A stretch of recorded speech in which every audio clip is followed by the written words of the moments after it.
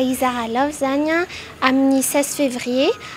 amin'ny parvis de l'hôtel de ville manomboka amin'ny 1:30 dia Izara Love ohatran'ilay titre ihany Izara fitiavana dia ny tanjona amin'io tena hoe ampitan'ny hafatra amin'ny tanora malagasy rehetrarehetra izay tonga eo hoe andao isika hiverina hifankatia amin'izay hifampitantana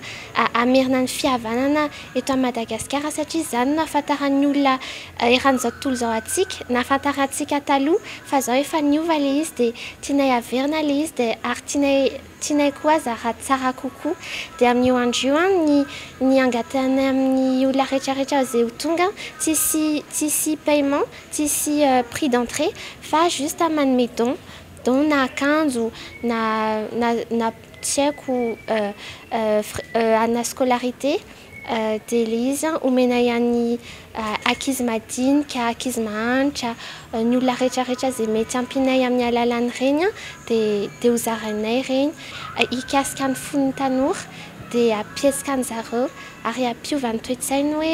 hoe tsika afaka mijoro vavolombelona ny fitiavana eto Madagasikara vavolombelona ny fihavanana dia avy eo dia Izara Love tokoa izay manomboka amin'ny 13h hanao marche manodidina ny Analakely.